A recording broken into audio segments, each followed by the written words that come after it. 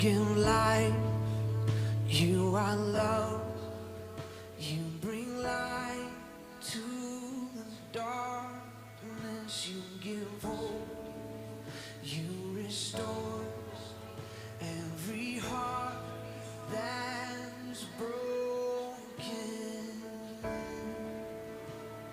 And great are you, Lord. It's your breath in our lungs, so we pour out our praise. We pour out our praise. It's your breath in our lungs, so we pour out our praise to you only.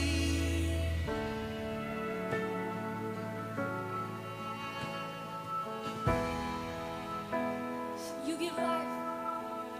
You give life, you are love, you bring light to the darkness, you give hope, you restore every heart that is broken. Great are you, Lord. It's your breath in our lungs, so we pour out our praise. We pour out our praise. It's your breath in our lungs, so we pour out our praise to you only. It's your breath in our lungs, so we pour out our praise. We pour out our praise. It's your breath in our lungs, so we pour out our praise to you only.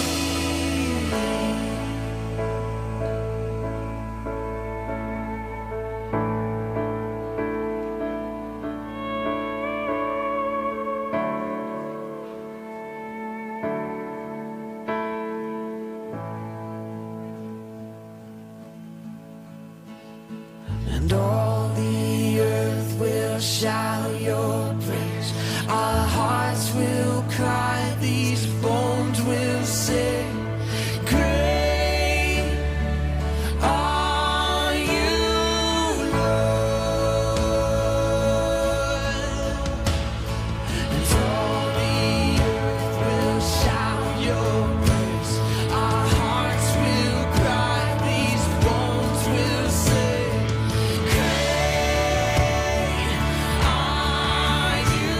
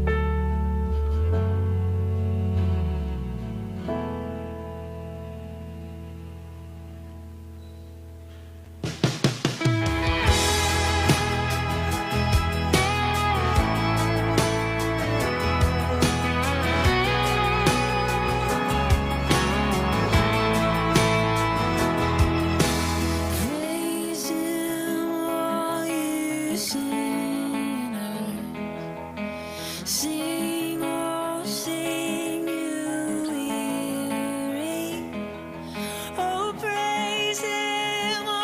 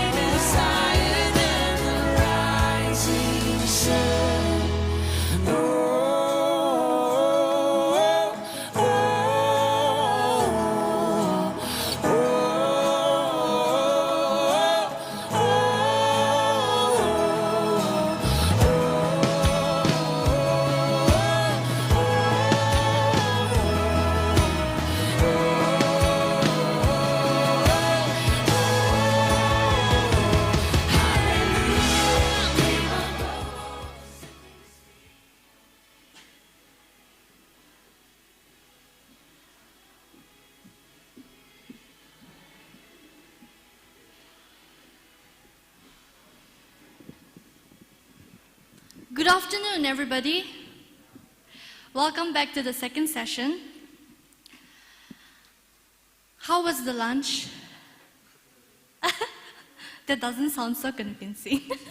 Maybe because you're wearing mask and it sounds muffled up. It was so good, wasn't it? Thank you to the hospitality team for that. And yeah, as our speaker, Danny was mentioning earlier, our stomachs are full, and it's 1 o'clock right now. A good nap time for so many of us. Hopefully we don't fall asleep. So, shall we all just stand to our feet, yeah? And refresh ourselves through these songs. So we are going to start off with our theme song, yeah? I hope it sounds a little familiar by now. And yeah, you can clap your hands, you can raise your hands. I don't have to tell you all that. It's just, just do whatever you want, however you feel like to worship God. That's the freedom we have in worship. So just feel free, okay? All right, here we go. Your word.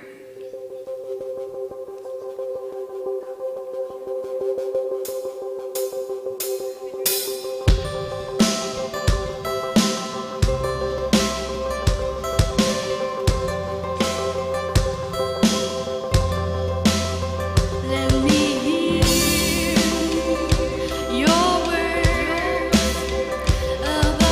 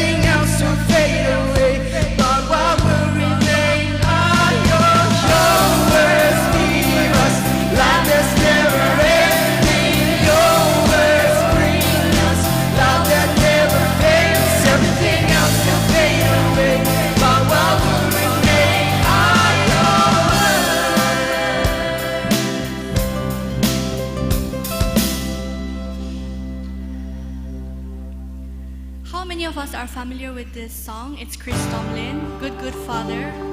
It's one of my favorite songs. And it talks about the love of a father. And it reminds us that we are just not worshiping a God who sits on the throne, but we worship a God who calls us his sons and daughters. So as we sing this song, let's just be reminded of who we are and to whom we belong to, our identity as his sons and daughters. Yeah? Good, good Father.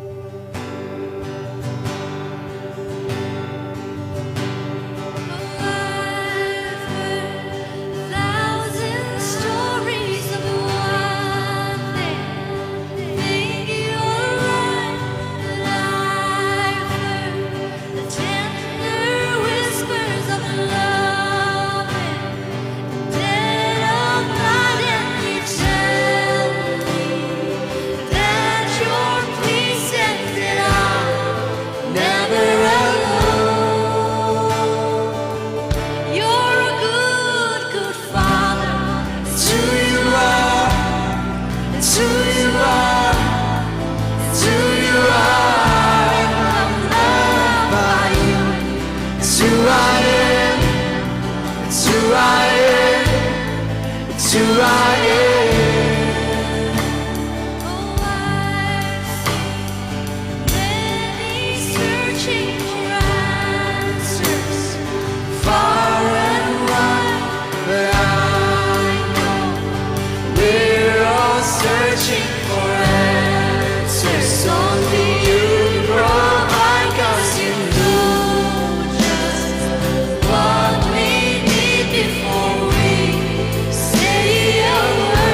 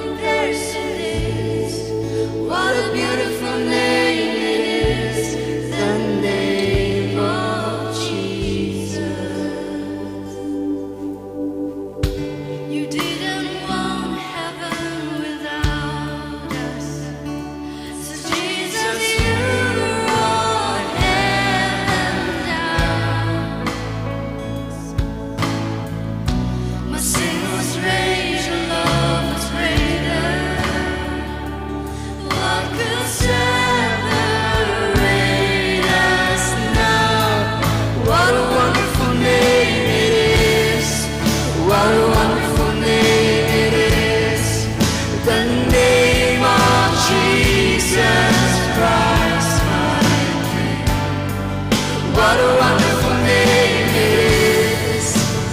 Nothing compares to this. What a wonderful name it is. The name of Jesus. What a wonderful name it is. The name of Jesus.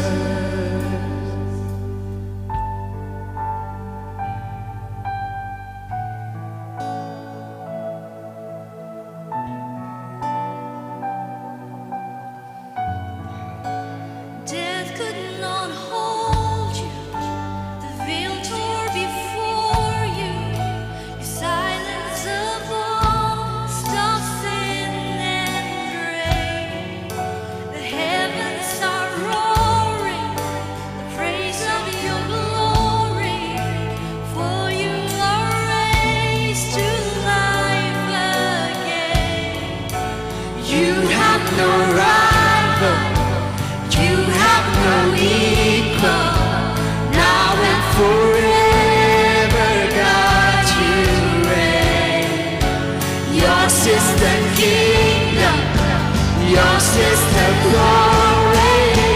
Yours is the name above all names. What a powerful name it is.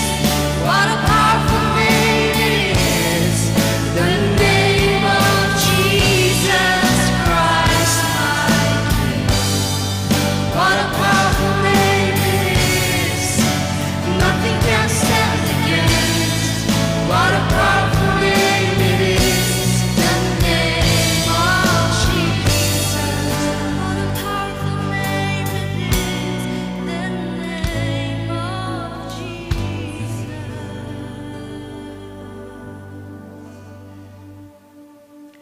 Here we are, Lord, down on our knees again, surrendering all that we have and that we are before you.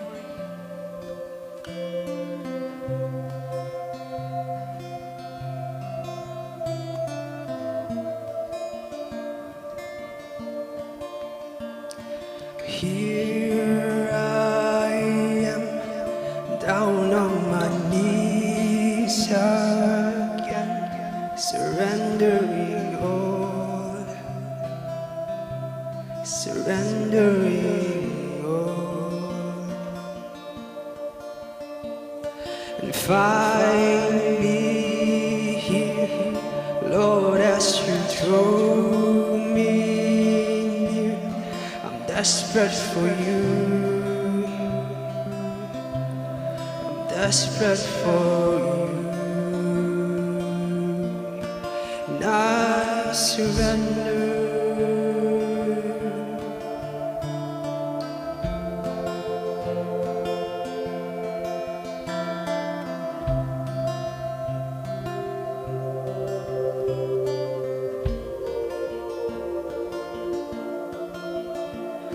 Drench my soul, His mercy and grace unfold. A hunger and thirst, a hunger and thirst. With arms stretched wide, I know you hear my cry. Speak to me. Speak to me now. I surrender. I surrender. I wanna know you more. I wanna know you more. I surrender. And I surrender. I want to know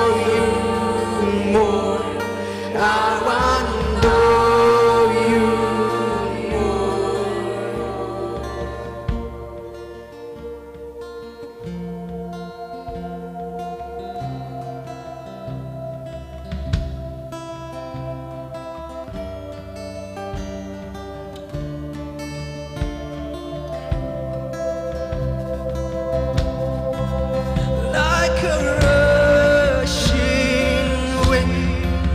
Jesus, breathe within. Lord, have your way. Lord, have your way in me. Like a mighty storm, still within my soul. Lord, have your way. Lord, have your way in me. Like a rushing wind, Jesus, breathe within. Lord, have your way. Lord, have your way in me. Like a mighty storm, still within my soul. Lord, have your way. Lord, have your way in me. I surrender. Lord, I surrender. I wanna know you more. I wanna know you more. I surrender. Lord, I surrender. I wanna know you more. I wanna know you more.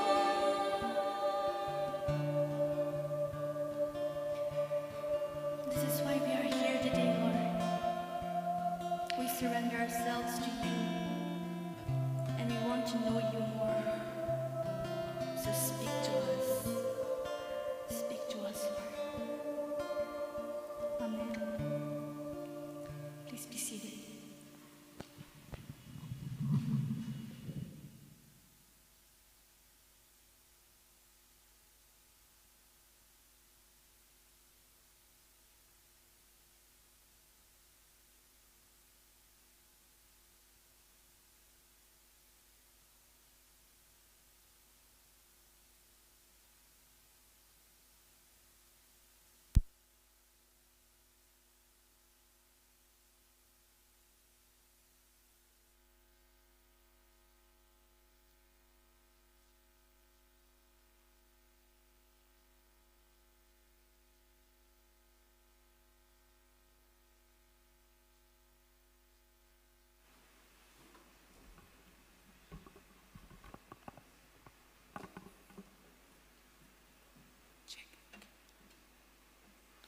Thank you once again, worship team, for that wonderful session of worship. May God bless you. If there's any of you who have just joined, in church or virtually, I extend our greetings to you in the name of our Lord and Savior Jesus Christ. And I welcome you on behalf of the UBC Lighthouse Youth. We hope and pray you'll be blessed. Please do join us tomorrow also at 12 noon for the third and the last session. We are extremely glad to have our Associate Pastor Visato to bless us with exhortation and prayer. As you know, as a youth pastor in the previous years, and we still look up to him as a leader, mentor, and teacher for the Lighthouse Youth. Thank you, Pastor Sato, for being here and for always having our backs. On behalf of Lighthouse, we would like to acknowledge you with a small gift. So as you come forward, I call Kijinyo and yes, Sisi.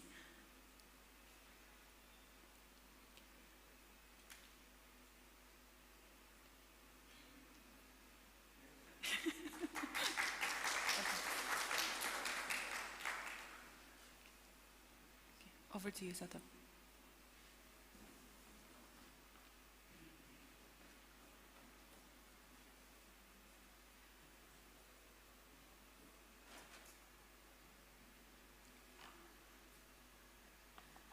Thank you for that gift. Good afternoon. Good afternoon. I want to begin by saying that those of you who have taken the decision and the step to come here and attend, you have done a good thing, okay? And I pray that you are blessed as you spend this afternoon listening to our speaker again, and also tomorrow. I recollect how growing up, I always wanted to be young, feel young, stay young. And somehow, growing up, I didn't really like being called elderly or old or Bura. But this afternoon, as I stand up here, and as I look at you all, it is a clear reminder of the stark reality that I'm also getting old. Like Pastor New said this morning, I'm also exhorting for the very first time in my life. And so, I don't really didn't know what to say. And I had to look up at the meaning of the word exhortation in the dictionary. And now that's making me feel even older. What do I say? What is an exhortation? So I checked the meaning and I found out that it is an address or communication urging someone to do something. This morning, I was reading the book of Romans. By the way, I just started reading the book of Romans with the help of a Bible study and a commentary. And just this morning, I learned about how the Word of God impacted some very significant lives. In the summer of 386 AD, there was a guy weeping in his backyard because of his sin and rebellion against God. But he overheard some kids playing and shouting, "Take up and read, take up and read." And as he overheard those words, he turned around and saw a scroll of paper lying just next to him. He was broken, he was shattered, he was drunk. As he picked up that paper, he read Romans chapter 13. And in that experience, through the power of the ministry of God's word, God spoke to him, and that day he was born again. I'm talking about Saint Augustine of Hippo, a very well-known theologian, philosopher, often referred to and called as the Augustine of Hippo. Then I stumbled upon the story of another young man who in August 1513 was a monk lecturing seminary students on the Bible, on the scriptures. But he knew deep in his own heart, he was struggling with his faith. His heart deep inside was in turmoil. And as he came back from that lecture that day, he read Psalm 31, verse 7, and Romans 1:17. And he began to ponder on those words until it became clear, as he thought about the Word of God more and more, until it became clear that God was trying to speak to him something. And he also had a born-again experience on that instant. I'm talking about the German philosopher, German theologian and reformer, Martin Luther, who sparked the Protestant movement in the 1500s. Then I also read the story this morning of a young man called John Wesley. In 1738, he was a young man, but he was a failed minister. He was a failed missionary. He was very down. And one day, reluctantly, he attended a Bible study. He was invited by a friend in London, and he attended a Bible study. And in that Bible study, God spoke to him as they were meditating on the scriptures. John Wesley is a very well-known, renowned English theologian and evangelist, and he became a leader of the revival movement within the Church of England known as Methodism. These are some trailblazers of the Christian faith. All of them were ministered by the Word of God. people who heard the word, was changed by the word, who studied the word and preached the word. Now, my own humble and simple experience and testimony of coming to the ministry takes me back to the year 1999. As I came back home, I remember Pastor Kenny was encouraging our church members to read a book called Cover to Cover. And that book would help you read the entire Bible in 1 year. So I was back home for a month for my winter break. I grabbed that book and Pastor told me, "Persolo, pertusililo." And so with that encouragement, I went back. I was studying outside, I went back. And by the grace of God, I read the entire Bible in the following year, in the year 2000, from beginning till end. And then, in that year, as I finished the journey of reading the scriptures that year, I clearly started sensing the call of God in my life. So 1 year of regularly reading and studying the Word changed the trajectory of my life. And 2001 January, in the youth camp, as I was studying outside, I dedicated my life for full-time ministry.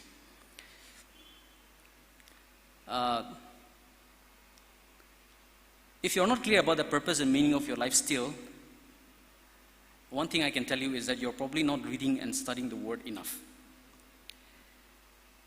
Now, another experience that I can recollect is this. I never knew that I would be a pastor here someday, having to preach in Tenidie, you know.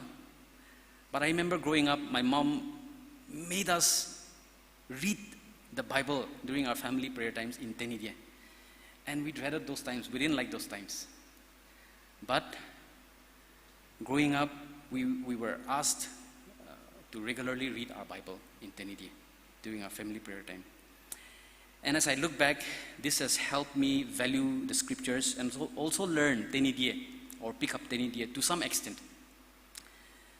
And so, as I encourage you, I pray that you will have a meaningful time here in this conference, realizing how important it is to be rooted in the Word and be led by the Word. 2 Timothy 3:14-17 is our theme. As for you, continue in what you have learned and have become convinced of, because you know those from whom you have learned it, and how from infancy you have known the Holy Scriptures, which are able to make you wise for salvation through faith in Christ Jesus. I'm often reminded of that quote, "Some books inform, while others reform, but only the Bible can transform." Let us pray. Gracious God, our Heavenly Father, we want to thank you for this time, for this conference, and for giving us the opportunity to gather in this manner today and again this afternoon to worship you, to hear from one another, and to be ministered by your word. Lord, as we begin this afternoon service, I pray for each one of my brothers and sisters here. I pray that your word would minister to them where they are right now.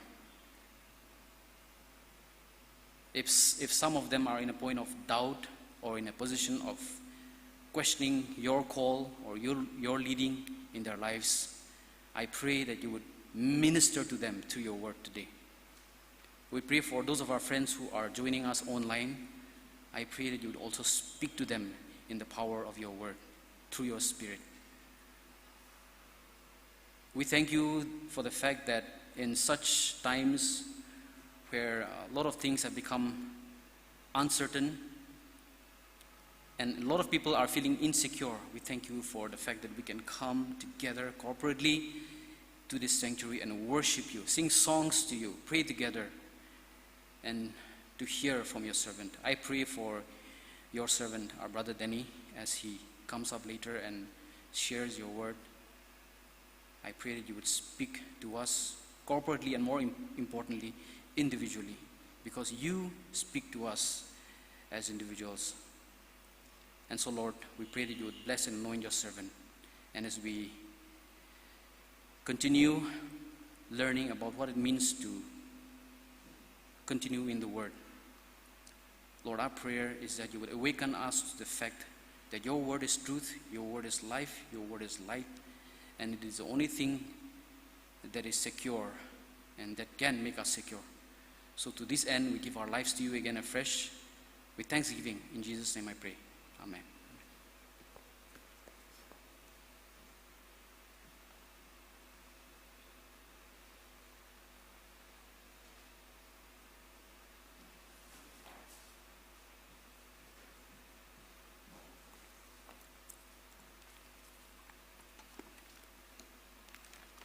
Good afternoon, church. I thank God for this wonderful opportunity, and my prayer is that every one of us will be blessed through this. This afternoon, I want to share about how God has been faithful to me, even though I failed Him again and again. So I just graduated from St. Joseph College, Bangalore, and I was supposed to stay there for 3 years, but since the pandemic happened, it was only 2 years. And as far as I can remember, I've had a lot of fun, and some things were those kind of things which we were taught to stay away from. And every time when I did that, I felt guilty. And I would pray to God saying that, Lord, this will be the last time, so please forgive me, and I promise this would be the last. But then I still find myself doing the same thing and say the same prayer. Well, it wasn't all the time, rather it was occasional, and I still knew it was wrong. And I think to myself that I've dedicated my life for my Lord and Savior, that I study theology and serve Him one day, and I'm still doing this kind of stuff, and I just be feeling so wrong about it. I would also be ashamed to pray sometimes, and I also hear people saying, look, he's gonna study theology, and they would laugh at me. At some point, I became immune to these feelings and about what people will say about me, and then I just did what I wanted to do.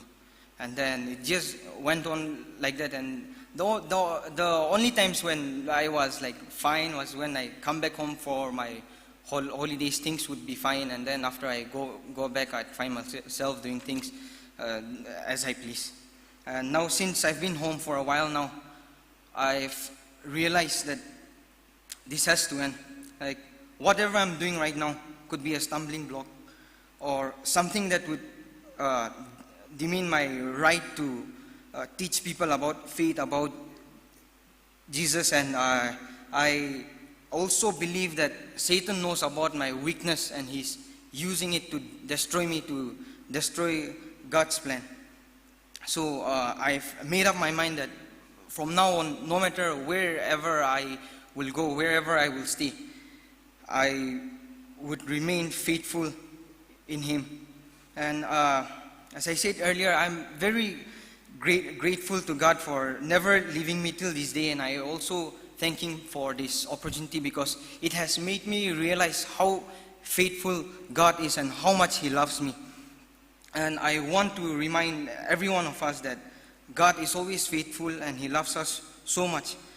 Even though when we are in a wrong path, He's still waiting for us to return to Him. And I would like to conclude my sharing with a Bible verse. It's taken from 2 Timothy chapter 2, verse 13. If we are faithless, He remains faithful, for He cannot disown Himself. Thank you.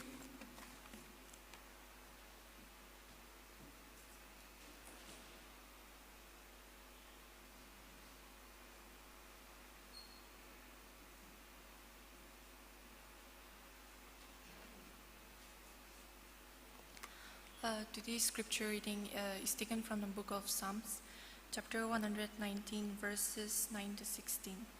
Psalms 119, verses 9 to 16. How can a young person stay on the path of purity? By living according to your word. I seek you with all my heart. Do not let me stray from your commands. I have hidden your word in my heart, that I might not sin against you.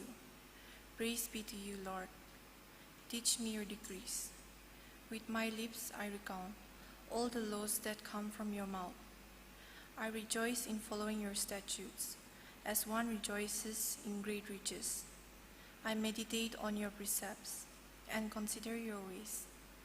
I delight in your decrees. I will not neglect your word. This is the word of God. Thank you.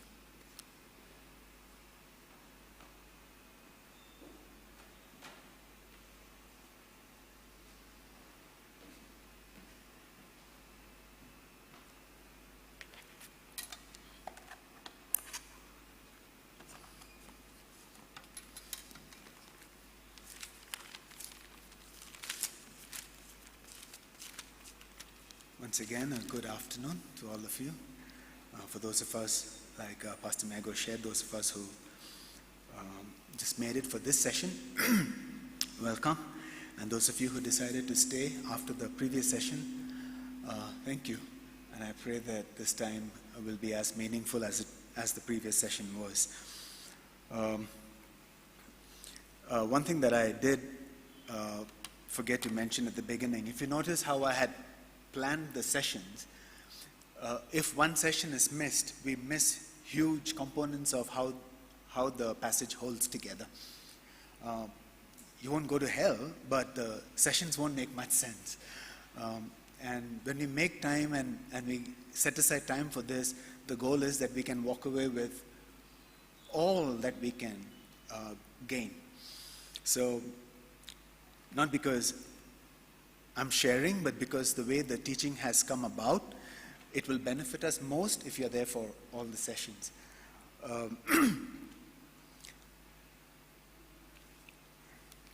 My second wrestling with the clicker starts now.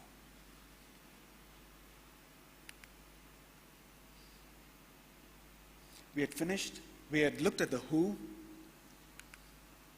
and the what. I won't summarize or rewind because I aim to do that tomorrow. In case we need a reminder, I'll be looking at that tomorrow. Now, we want to look at the how and the why. We saw that who is you, it's me, it's Timothy, it's people who've said yes to Christ, who've come to salvation through his word. And the what question, so what about that? Continue convinced. Now we look at the how. Yes, we are to continue. Yes, we are to be convinced, but of what?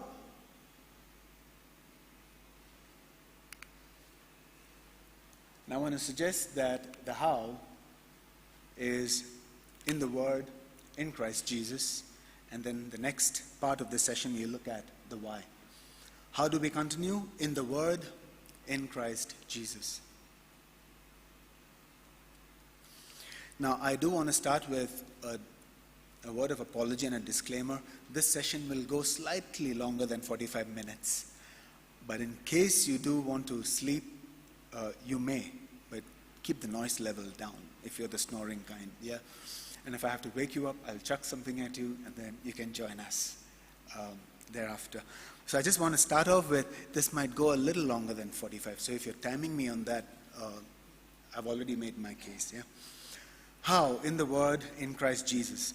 The last session we ended with that question. How are we to continue? How are we to be convinced if it is not the Word that we are rooted in? It is impossible for us to have sound convictions and continue in the Word apart from having a life that is habitually centered and habitually shaped by God's Word. So when you look at the passage that we have before us, 2 Timothy 3:14 to 17, the central emphasis of that passage is the centrality of the Word in the life and the living of the believing Christian. It is not an optional extra that we may add as time permits. That is the center from which we live out. Without this consistent center, we will gradually stray away from the truth, either into legalism or into superstitions, or the other extreme, into lawlessness. And that is what's going on in the Ephesus region that Paul is warning Timothy about. People are going haywire. They're either going all the way there with Jesus plus 101 rules, all the way here with, if you're with Jesus, then it doesn't matter how you live. You can live however you want. And in between that, you have superstitions, Jesus plus some magic.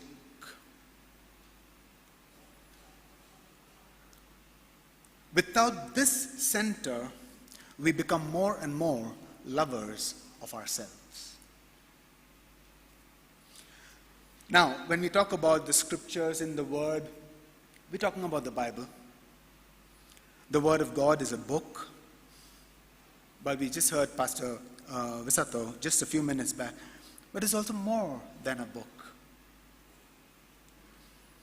And Paul reminds us why. He reminds Timothy why. All scripture is inspired by God. Literally, God breathed. And if you want the literal translation there, it is God spirited. You can't keep God's spirit apart from the Word.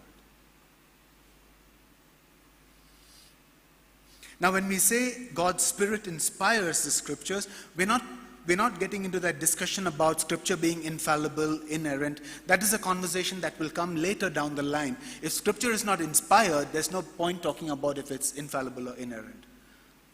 When Paul writes that all scripture is inspired, the sense there is the authority, the power, the source is God.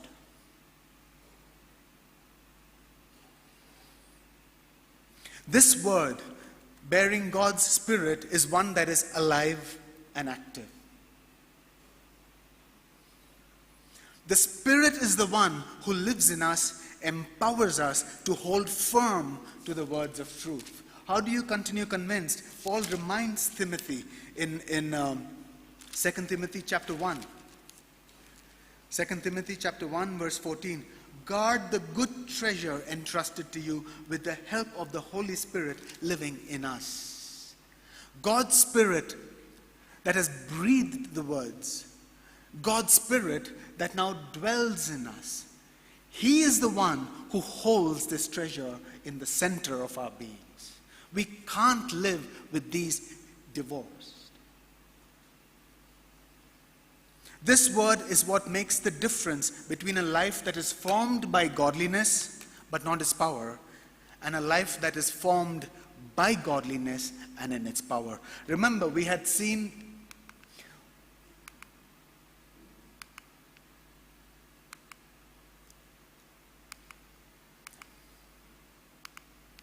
that there is a whole group of people within the church holding to an outward form of godliness but denying its power.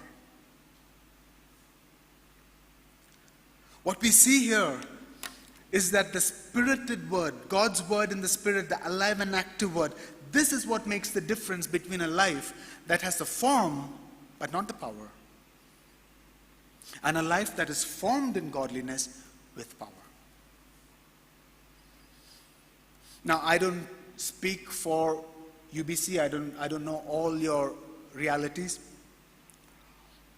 but I've been here 8 years. 8 years is sufficiently long time to observe and discern and understand. For most Christians, that, at least from my observation, the reality is that our engagement with Scripture rarely happens through personal devotion or study.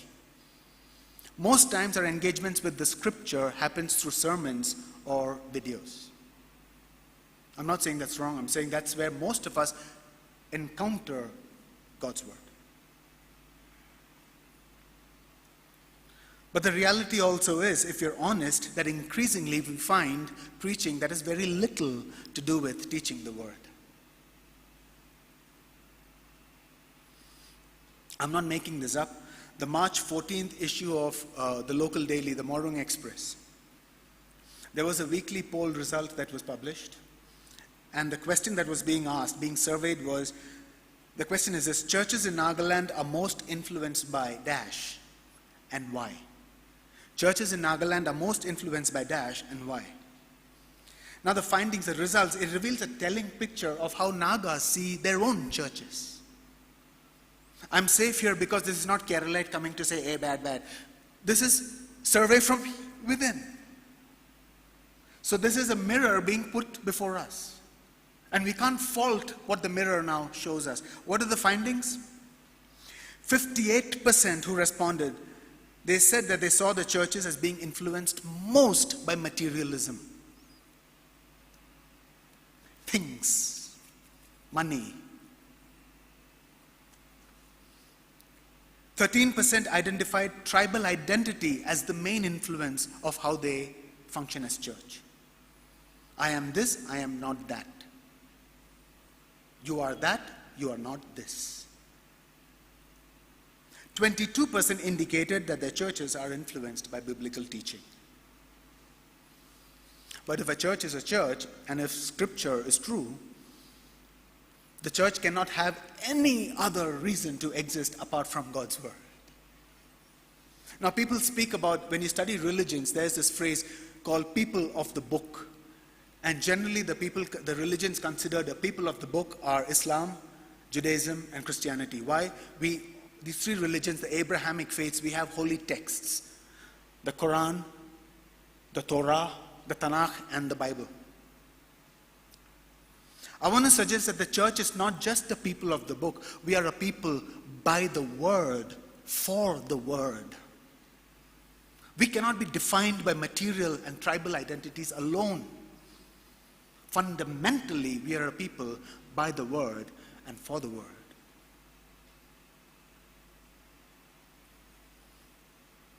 Should these findings surprise us? There is an increasing expression of a type of pop Christianity that has either very little acknowledgement of God's word or even a place for God's word in the life of faith.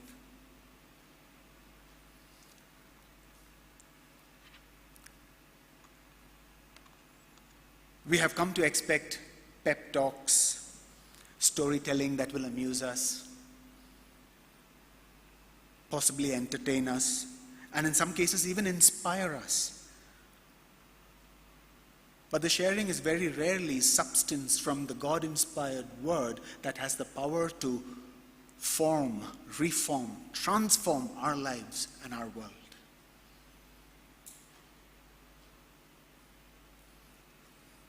They become like catchy TED Talks that we can walk away from and say, that was good, and our lives continue unchanged.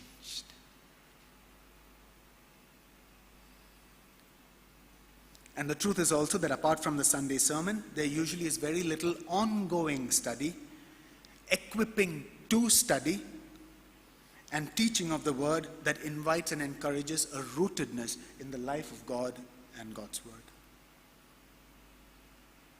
Remember, I had mentioned there will be a tone of warning. Again, I'm reflecting what Paul writes here. And for that, we need to read both the letters to Timothy, the first and second epistles. He repeatedly reminds Timothy, hold fast to the word. Teach the word. We take in, and because we are not equipped, because we are not grounded, because we are not enabled by the power of God's word, we are left vulnerable. We are left vulnerable because anything and everything that comes our way, we take it in without filtering, without discerning. A Christian said it, so it must be good. A church leader said it, so it must be right. Justin Bieber's pastor said it, so it must be from the Bible. I don't know. One of the things that I do mention in the occasions where I get to teach is, you don't have to agree with anything I'm saying. Go back to the word and test me for what I share. And that holds true even for the last session, this session, and the following one. Don't have to settle for what I say. My goal will be accomplished if you are pushed back to God's word to go in and examine what I've said and tear out the truth from the falsehoods. Because I can stand here blinded by my own blindness.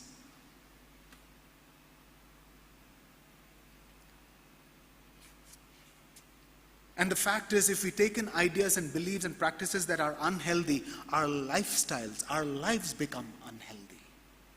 I want to use a quick analogy here. It's like taking in food. Every living creature needs energy for a normal, healthy life. Everything living needs energy. And for that, it's food intake. Non-living, inanimate objects, they grow by addition from the outside. Can you extend the height of a building? Yes. Add more cement on top, put in rods, and Japu will tell you how to do that safely. Building can grow. Living creatures, they grow from the inside out. Substance has to get within the creature. And if we don't eat, we will starve. Along the way, we will lose weight, but we will starve and eventually die. When we eat, now this is the thing, when we eat, we gain only the nourishment that is there in the food that we eat. You're following this with me? I can't be having a Mac burger while I'm looking at a plate of green leaves, vegetables, boiled beans and all that.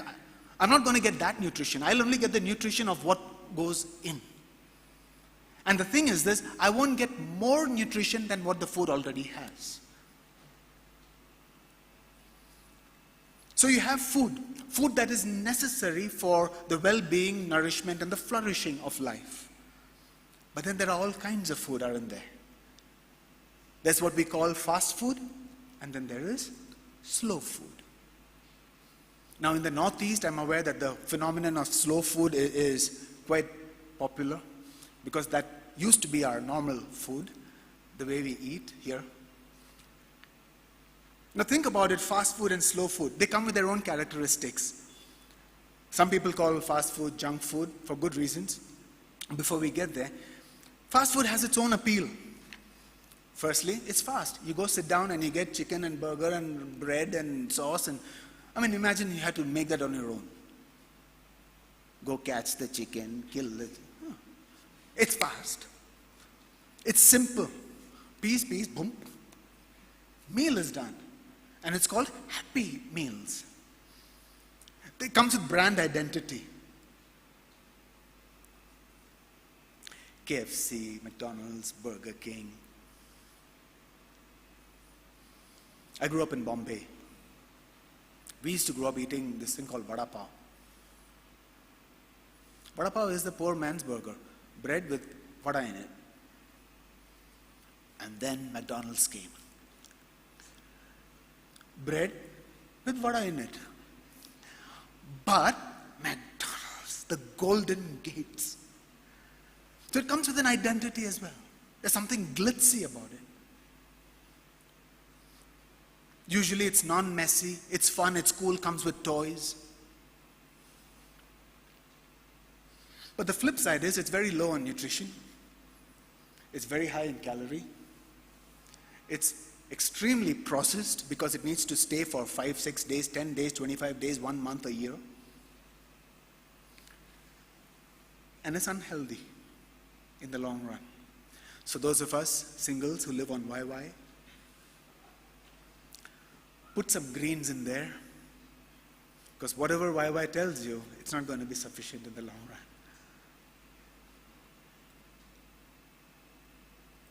Slow food, on the other hand, is slow. Slow food is what we eat normally.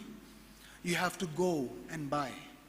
You go to the market, you don't just boom, boom, boom, boom. You don't look at a list. You have to look fresh, not fresh, broken, damaged. You have to pick and choose. You have to stay within a budget. You have to take what will work for you, bring it back home. You have to clean it. You have to prepare it. You have to cook it. And then you have to present it. That is work. It's messy. It takes a long time. It's hard work. It's a lot of work. And it's ongoing work. I can't cook today and say for the next 1 week I don't need to cook. No, I have to cook tomorrow also. By the way, for the last 8 years, about 6 years, I was house husband. Yeah, so I know a thing or two about cooking for the family. It's work. You barely finish lunch and you're like, oh, dinner. But the flip side about that, even though it's slow food, is it's healthy. It's nourishing. It is strengthening. And it is good for the long term. Now, both are food. Fast food, slow food. They both are food. Both of them satisfy hunger, but only one of them is healthy. Only one of them can nourish. Only one of them will sustain us, strengthen us for long-term health.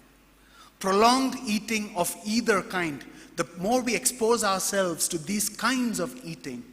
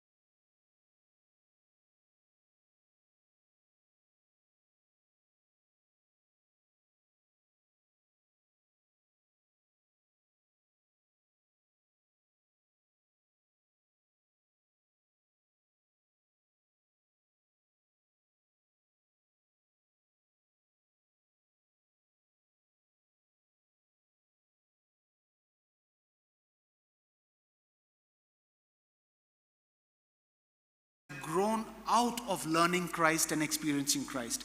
And our traditions should be able to point us back to Christ. Why do I go down in the water and come up one fine morning? Why do I sign up and I come to this community and it's cold in the morning and the water is cold and I go down in the water and I come out? I just got wet, nothing much has changed. Why do I do that? In what way does that point me to Christ? Are you following this with me? Our traditions must be able to point us back to Christ. Because without this Jesus, all our tradition and our denominations are just well-intentioned social clubs. We meet, we have a good time, but that's the only thing that we meet for. Christ is an accidental periphery.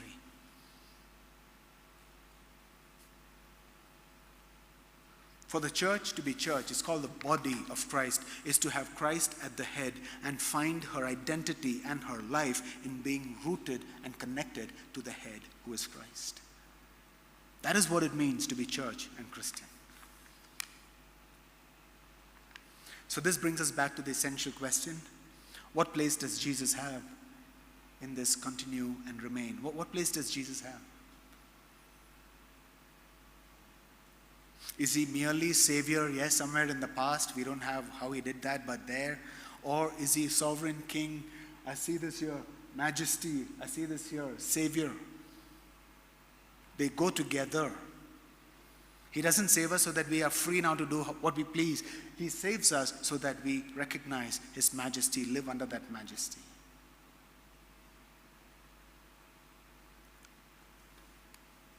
The how? In the Word, in Christ Jesus. But I want to quickly say this before I end this part on in Christ Jesus. What is this in Christ? What does that mean? What kind of life is on offer in Christ Jesus? Unless I say this, it's going to be incomplete, and I don't want to leave you with an incomplete picture of, yes, in Christ, now I'm powerful, now I'm rooted, now I'm healthy. Yes, but there's a whole journey that brings us there. What is a journey like? And Paul reminds Timothy about this. Let me remind us what it is. In 1 Timothy chapter 1, verse 8,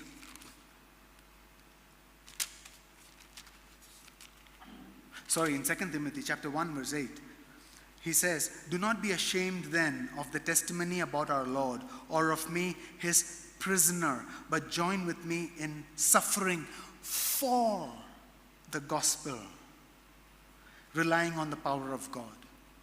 So there you have this uncomfortable word, suffering. Chapter 1, verses 11 and 12. "For this gospel I was appointed a herald, an apostle, a teacher, and for this reason I suffer as I do. But I'm not ashamed for it, for I know the one in whom I have put my trust. I'm sure that he's able to guard until that day what I have entrusted to him." Suffer.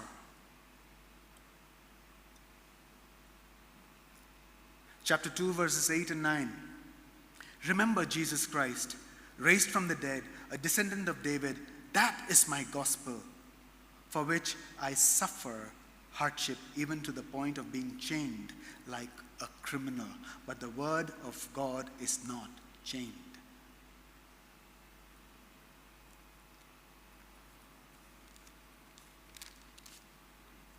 And then in chapter 3, the passage we looked at, chapter 3, verse 11, "My persecutions, my sufferings, the things that happened to me in Iconium, Antioch, Lystra, what persecutions I endured." So Paul speaks of his suffering because of the gospel, not apart from the gospel, because of the gospel. And then he tells Timothy, you also now share in the suffering for the sake of the gospel. And then he goes on to say this in chapter 3, verse 12. Just in case we are assuming, it's only for Paul and Timothy and Jesus. Verse 12, Paul reminds Timothy, "Indeed, all who want to live a godly life in Christ Jesus will be persecuted." And the word persecuted has a sense of being pursued and hunted.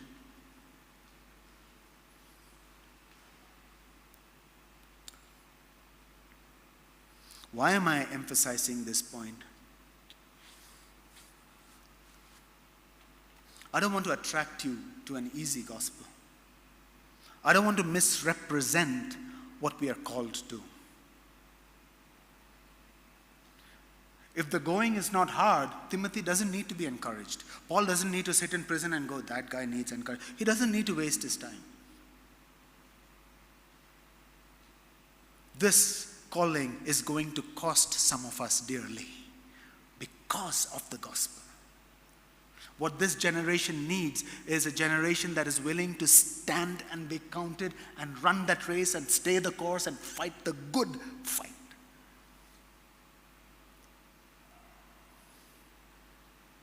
Our gospel has become too easy. It's become too convenient. Our gospel has now become, just pray God will give you that car. Just pray God will give you the house. Just pray God will give you that backdoor job. Praise God, I got a backdoor job. We've reduced it to way too less than what we are called to.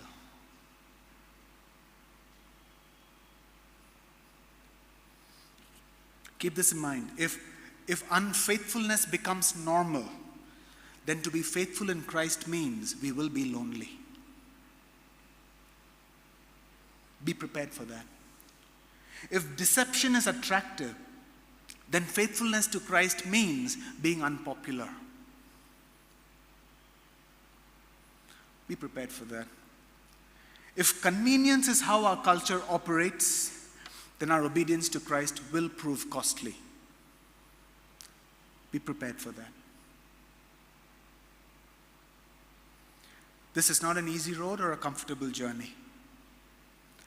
Obedience to Christ will break us. Obedience always breaks us. Obedience is a discipline. Disciplines break us. For those of us who do any level of fitness training, our body breaks, but it's a good breaking because we start seeing the outcomes of that breaking.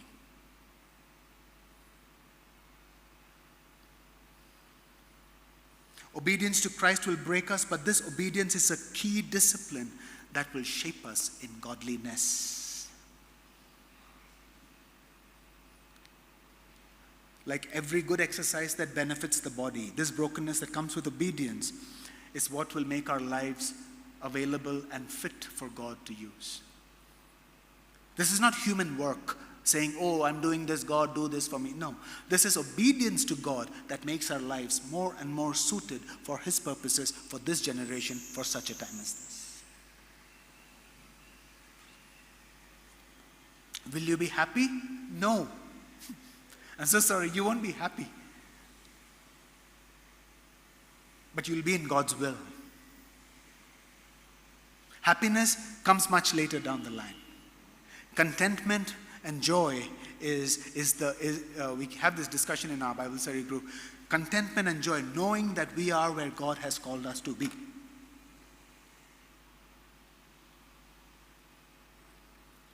What is my obedience, my faith in Christ costing me? What is it costing you?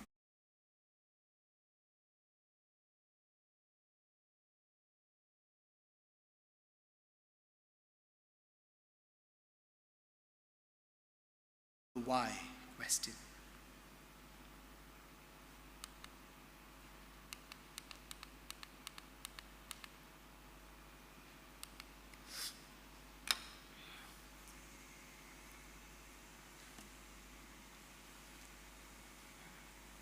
I'm sure Timothy is thinking, yeah, but why?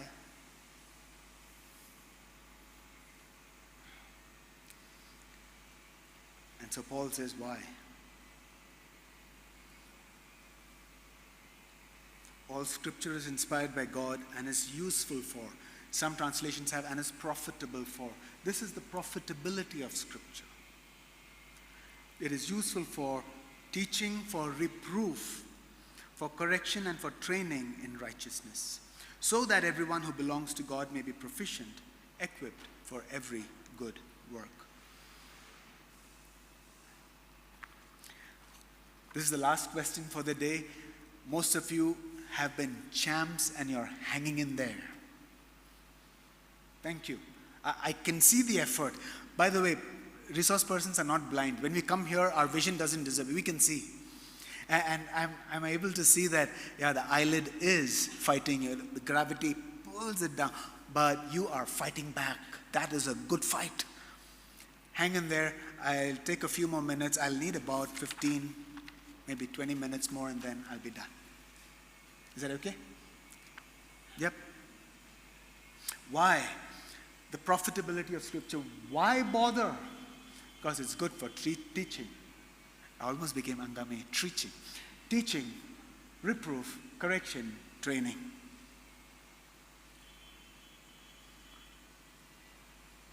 Now, Paul has been warning Timothy about people who have come around with falsehoods. People who he describes as lovers of themselves. A people of convenience, but they're also teachers. According to Paul, those teachings, those messages that come from those who pursue self-love, those teachings are based on deceptions and falsehoods. Now, there is convincing false teaching. There is a guy going around, young pastor, Jesus is a racist. Which Bible are you reading? But he has to compress his sermon to a 5-minute TikTok message of encouragement.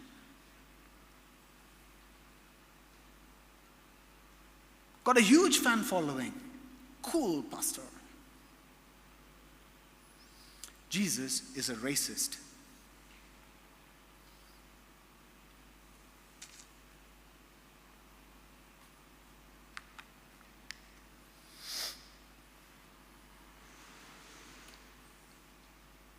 There's convincing false teaching.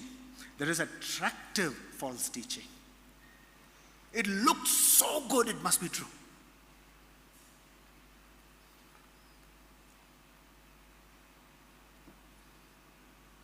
That's why false teaching is deceptive.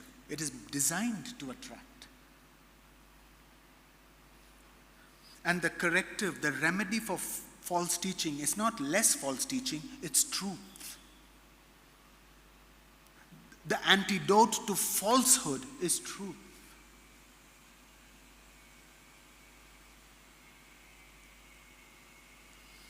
And so you see here the list that Paul gives out, the profitability of Scripture. It is useful for teaching, for reproof, for correction, for training. You look at the first two, teaching, reproof. They both have to do with cognition and understanding, the belief system. Reproof is to convince someone, to convict someone with evidence. So you correct wrong belief and you teach what is right. They go together. We can't say, oh, it's poison, but it's only a little bit. No, if it's poison, get rid of it.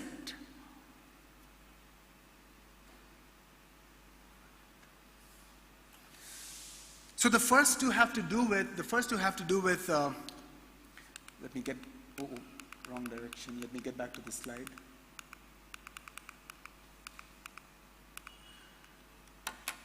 The first two have to do with belief. This is what goes on internally. And the next two have to do with correction and training. These have to do with behavior. When there is behavior that is inappropriate, correct it. But don't just leave them there. Oh, now what do I do? Train in righteousness.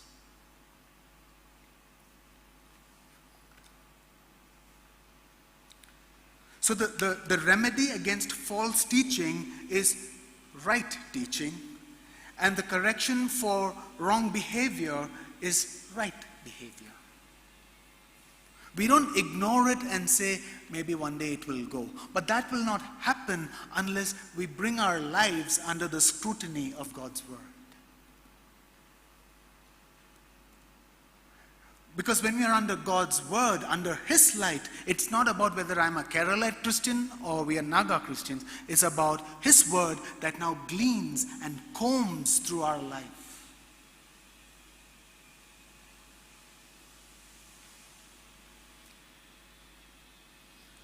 You know, it is possible. I've seen it in my own life, if I may be honest with you. It is possible that we will make room for God's word but not live in obedience to it. This is not a new phenomenon. It's not a strange phenomenon. This has been true, and Paul is addressing that. Even then, early church, he's telling Timothy, now these guys know, but they don't live by it. Reciting the Bible without obedience and faith in God usually ends up as superstition. Usually. It becomes a magic book. The book is now infused with magical powers. We harness this magic to pass an exam. No. To get over that cold that we have, the fever. To get a job. How about making our wedding cards look nice and spiritual? Bible verse on that. Nothing against it. Oh, on our cars.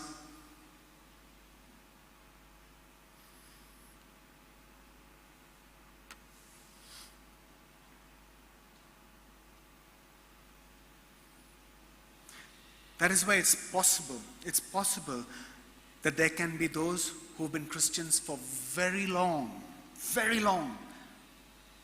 and yet are able to live in ways that reflect very little Christ-likeness. Because we will tolerate the word, we will not allow it to touch our lives. And that touching our lives happens through obedience. The training of the word, we escape that. And so it's possible that we know Christ and we identify ourselves as Christians and our lives remain unchanged. Instead of the word training us through attentive obedience, we domesticate the word. The word must serve us.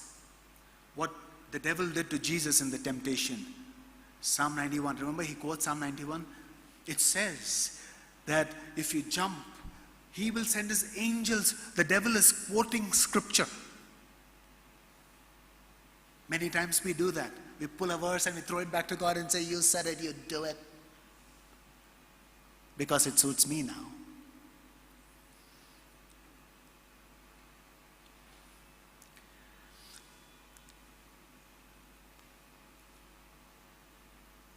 Apostle John reminds us, 1 John chapter 5 verses 2 and 3, he reminds us that those who love God obey his commandments.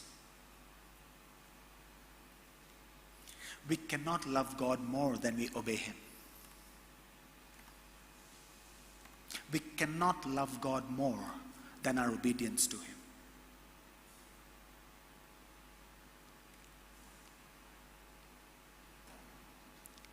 Unlike other holy books that is ink, text printed on paper, the Bible is God's word that becomes alive in us.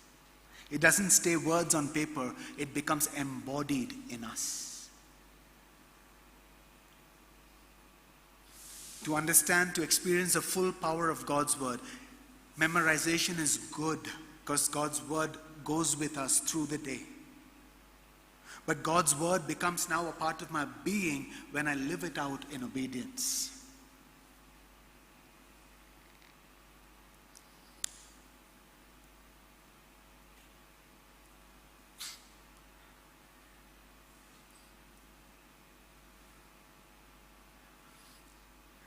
To have this veneer of godliness. When Paul warns Timothy, there are these people who are like this. Be wary of them. To have this outside cover of godliness but not its power is like those who want to gain physical fitness but spend all their time watching fitness videos and talking about diet.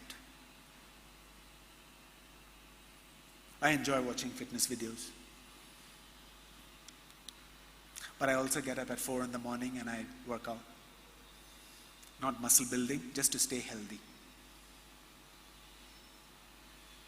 There was a time when I only watched fitness videos. I was 18 kilos overweight. Fitness videos didn't help me. So I watched even more fitness videos. And I gained 2 more kilos. Fitness videos did not help me. but I knew which fitness trainer, I knew which exercise, what will help me. I knew it. And in case I want to watch again, I save it on my playlist so that I can go back and be reminded again of the exercise that I'm not doing until I started doing. Had to change my diet, having to learn to say no to seconds. It's so hard, the food is so tasty. But somewhere the discipline has to kick in. There is a serious mismatch between what is believed and in behavior. This mismatch is deceptive. I'm sitting there watching that thinking, man, I'm getting fit. Until I had to go get treatment for a neck that was going out of alignment and a back that I threw out because of bad posture. And then I had to lose 18 kilos so that I could be my normal weight.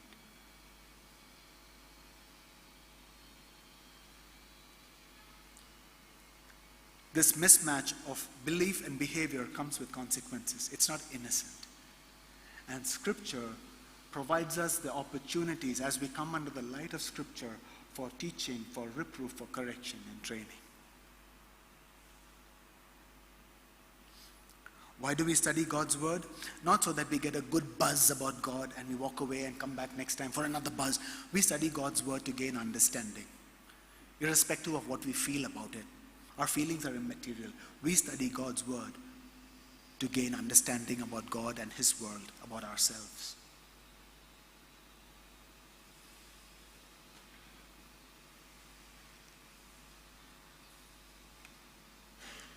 Sacred writings that are able to instruct you for salvation. God's Word, literally, it is able to instruct you. The literal translation there would be, is able to make you wise. To live in salvation requires wisdom.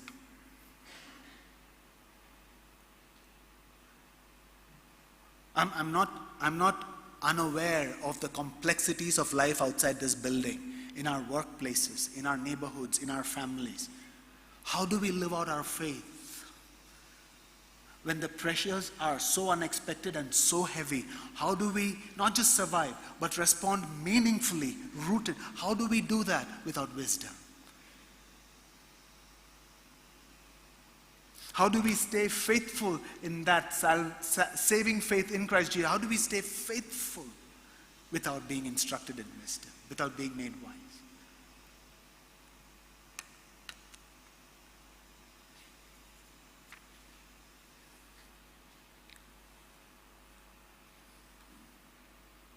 Now, Paul writes to Timothy and he says, Timothy, all this is possible. Stay grounded in the Scriptures. Paul can write to Timothy because Timothy is teachable. For this to happen, we need to be in a place, in a posture of teachability. To receive training, to receive rebuke, to receive correction, to receive reproof, it implies that we know we have a long way to go and we are open to correction.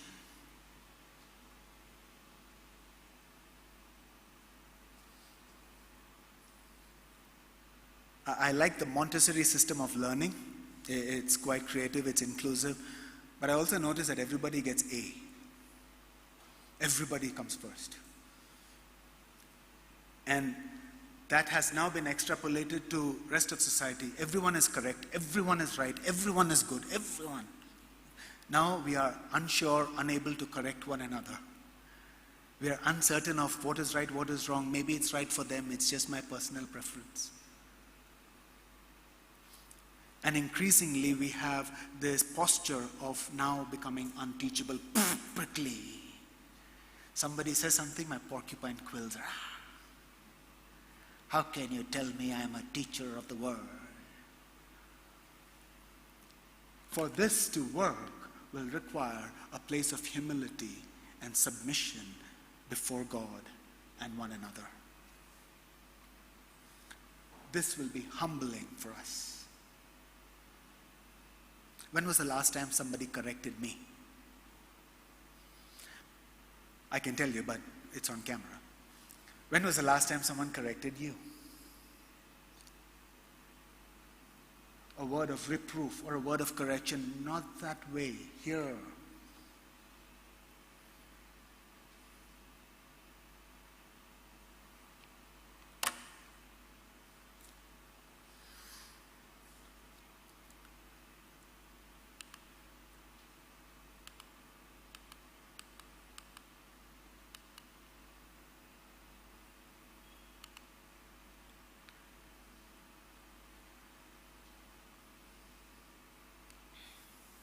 I put that in red because it's possible. The danger is it can be real for us too. That could be a description of us. Always being instructed. Oh, training program? Are there. Study? There. Books? Yes. Video? Yes. Hungry. Can never arrive at the knowledge of truth. Imagine that life.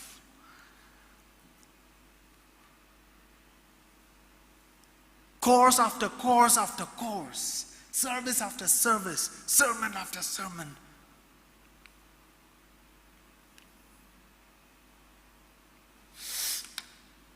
It requires a posture of teachability.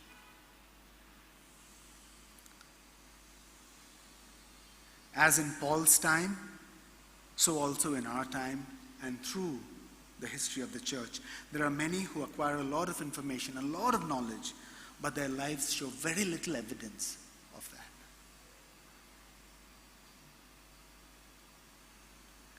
Because they know better. Because they resist input and a lot of times scoff at wisdom. We know. Thank you, but no thank you. We'll manage this on our own. Meaningful engagement with the word cannot remain cognitive. Yes, it involves the mind, but now the mind, as the mind is being trained in righteousness, the person also now embodies that righteousness. We take those steps of obedience so that our bodies are in line with the truth.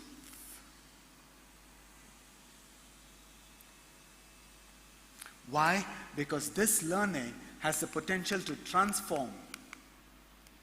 It has the potential to transform so that everyone, there is no hierarchy here. There is no, oh, those who have gone for theological training, oh, those who are called for church ministry. Everyone who belongs to God may be proficient.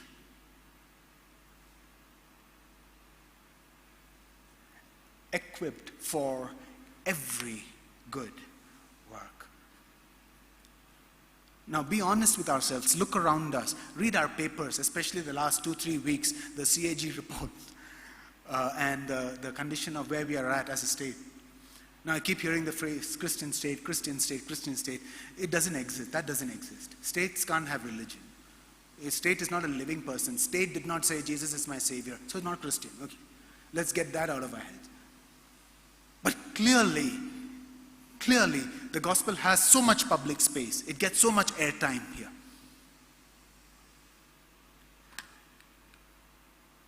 Equipped for every good work. When I sit there in that office, that office of the civil service, when I sit there in those government offices, and I'm pushing pen on paper, in what ways is God's word that I'm rooted in, grounded in what ways have the reproof and the teaching and the correction and the training, in what ways is that now embodied in this work? I'm just throwing out one example. But I'm using that example because it's so glaring, the mismatch between the profession for Christ and the living out for Christ.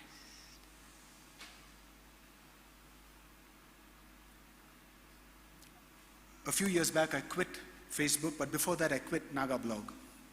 It was so depressing reading young people's comments. They hopeless comments. They had just given, everything is rotten around there. It was eating me from within. I just quit. I can't handle that. And partially, I agree. I agree. But this is your time now. What's stopping you? In another 6 years, 7 years, 8 years, 10 years, you'll be sitting in those offices. What stops you?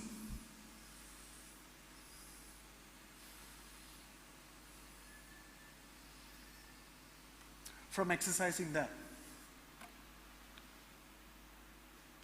I'm just using that because it's a glaring example, but also in our families, as husbands and wives. Many of us still single, and we are hoping that one day we will have families. What kind of husbands will we be and wives will we be? What homes will our children be nurtured in? See, this is not simply about now, how do I get my ticket to heaven? Yes, salvation, yes. But before we get to heaven, there is a life here.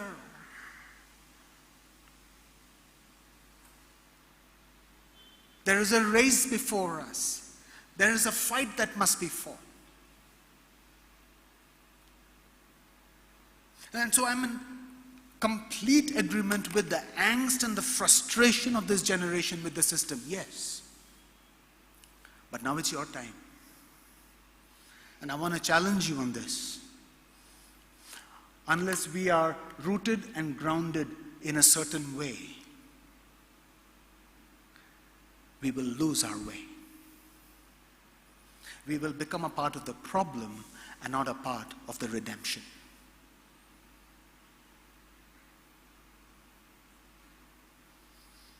This is your time. And when I meet young people and I hear their stories and I hear about their dreams for the land and for themselves, it inspires me because there is a drive there, there is a desire there. You know, the word passion means suffering. It doesn't mean I feel a whoosh. No, that's not what passion means. Passion means suffering.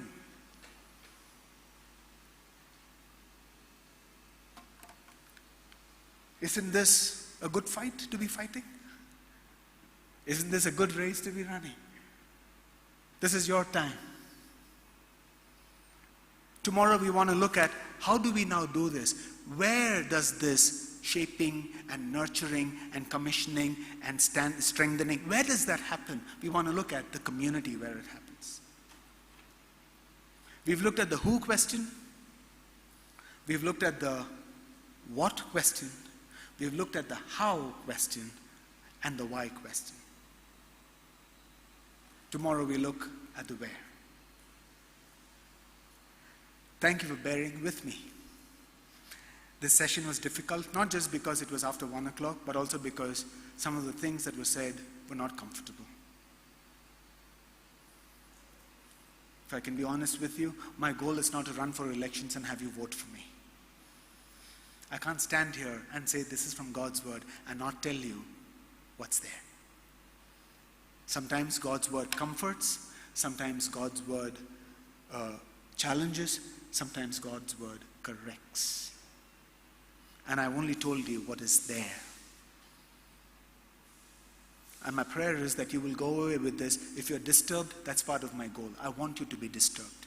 I want you restless. Because God's calling you to so much more than something that's outward, something that changes by the day. You're called to so much more.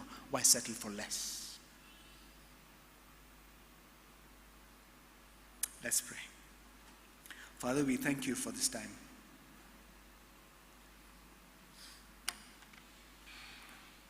We thank you for your word that unsettles us. Your kingdom that refuses to be domesticated. Your gospel that refuses to be tamed. Father, I pray that you'll grant us the grace, the discernment needed to filter out my words from yours.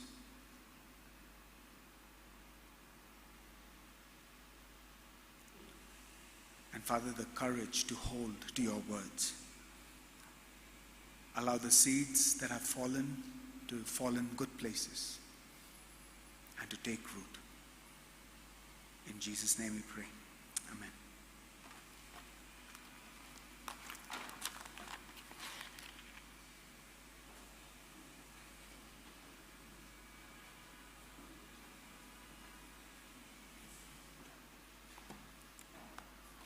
That was a hard teaching, but much needed teaching, I believe. And yes, Danny, you were right. I've been made so uncomfortable. I've been disturbed from within, and I think you will agree with me. And I believe that that's what we needed at this point in our lives. And I want to thank you for challenging us, for stirring our hearts. And we look forward to, again, another great session tomorrow. So I would like to encourage all of you to come back again and join us for the fellowship and receive what God is in store for us through His servant Danny. And in the end, since we've been sitting for so long, I'd like to ask you to stand and let's sing this song, Savior Like a Shepherd, Lead Us, and sing it meaningfully, prayerfully, and let's make this our prayer.